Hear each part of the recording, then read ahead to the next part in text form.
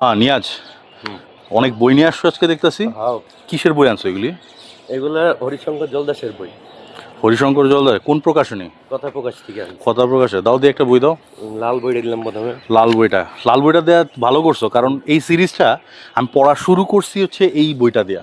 বইটার নাম হচ্ছে কর্ণ, হরিশঙ্কর জলদাসের কর্ণ। তো মহাভারতের যত ক্যারেক্টার আছে, আমার মতে মহাভারতের সবচেয়ে ট্র্যাজিক ক্যারেক্টার কর্ণ। কি লেগা? কারণ কর্ণ সব দিক দিয়ে ধর্ম পালন করার চেষ্টা করছে, তাও বাস খাইছে। দেখা গেছে যে সবচেয়ে খারাপ পরিণতি তারই হয়েছে, এবং তার যে পরিণতিটা হয়েছে এটা সে ডিজার্ভ করতো না। বেশি ভালো ভালো না। না, এটা বলা যায় যে হ্যাঁ বেশি ভালো ভালো না। তো এখন অনেক ব্যাপার হলো কি, যে কর্ণের ক্যারেক্টারটা অনেক ইন্টারেস্টিং, কারণ তার সামনে যে চ্যালেঞ্জেসগুলো আসছে, যে ডাইকোটমিগুলো আসছে, এইগুলা সে কিভাবে মোকাবেলা করছে এবং সে কোন পক্ষটা অবলম্বন করছে, এই ব্যাপারগুলো খুব ইন্টারেস্টিং ছিল। আর সবচেয়ে বড় কথা, এই একটা বই, এখন ব্যাপার হলো আমি তো অ্যাক্টিং অত ভালো পারি না, কারণ আমি যে তোমার কাইন্দা চোখ নাক মুইছা দেখামো এটা আমার পক্ষে সম্ভব না। বাট এই বইটা পড়া সত্যি চোখ ভারী হয়ে আসে, সত্যি মানে এটা মানে হৃদয়ঙ্গম করার মতো একটা বই।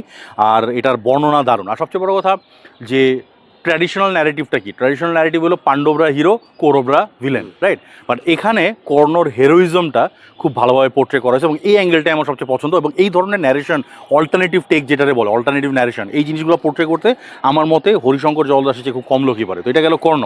কর্ণের পরেই ওই সিকোয়েন্স ধরেই নেক্সট আসে হচ্ছে দুর্যোধন, কৌরবদের লিডার।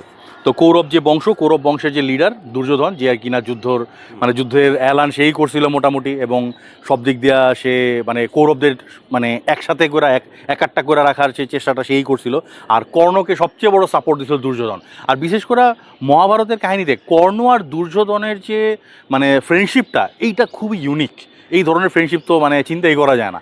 তো দুর্যোধনের ব্যাপারে পড়তে হইলে এটা পড়তে হবে, কাইন্ড অফ ওরকমে, এবং দুজনেরই করুণ পরিণত হয়। এবং হ্যাঁ, সবচেয়ে বড় কথা, দুর্যোধন কর্ণ তো ডেফিনেটলি কর্ণের ব্যাপারে জানতে হলে এটা পড়তে হবে। কর্ণ কী কারণে ওই মানে কন্ট্রোভার্সিয়াল চয়েসেসগুলো সে করছিল, ওইটা কর্ণ পড়লে জানা যাবে।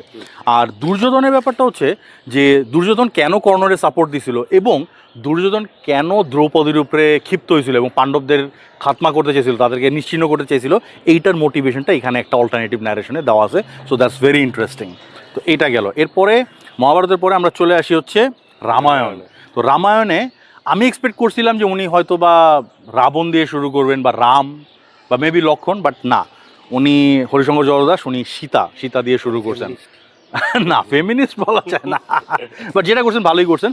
এখানে শুধু সীতা লেখা থাকলেও পুরো কাহিনীটাই উনি ন্যারেশন করার চেষ্টা করছেন, পুরো কাহিনীটাই সীতার পয়েন্ট অফ ভিউ থেকে এবং সীতার আশেপাশের লোকজনের পয়েন্ট অফ ভিউ থেকে বর্ণনা করছেন। আর এই পুরা সিরিজে এইটার প্রোডাকশন সবচেয়ে সুন্দর।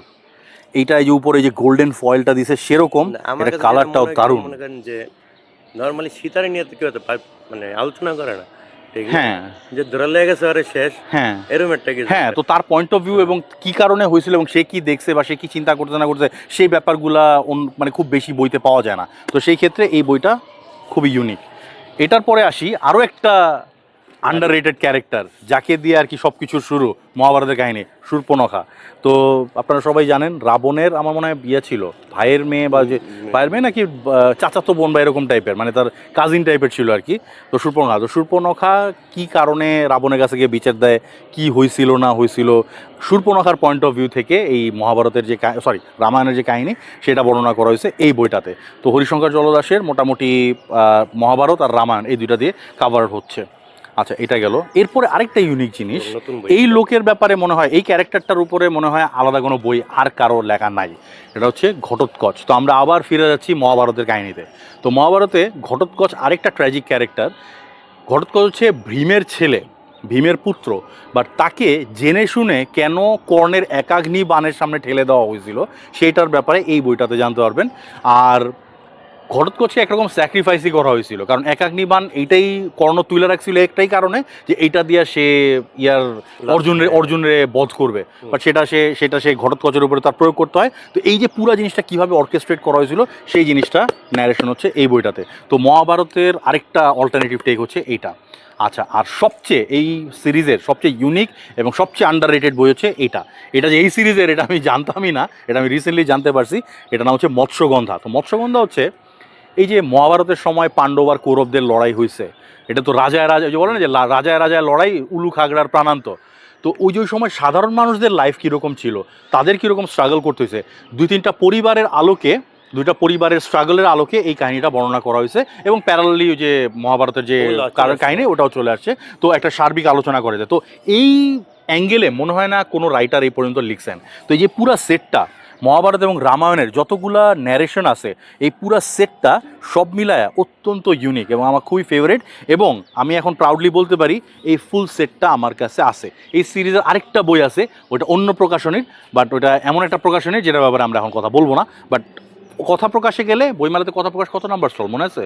মনে নেই। আচ্ছা এনিওয়েজ, বই পড়তে গেলে কথা প্রকাশের স্টলে যাবেন, কথা প্রকাশের স্টলে গেলে এই সেটটা আপনার পাবেন, আপনার যেটা পছন্দ একটা নিয়ে পড়াশোনা করেন। আই উড সে কর্ণ থেকে পড়া স্টার্ট করেন। আমার কাছে সবচেয়ে এই সিরিজের আমার সবচেয়ে ফেভারিট হচ্ছে কর্ণ।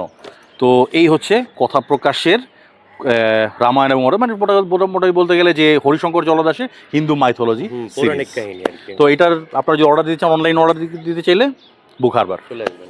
চলে আসবেন।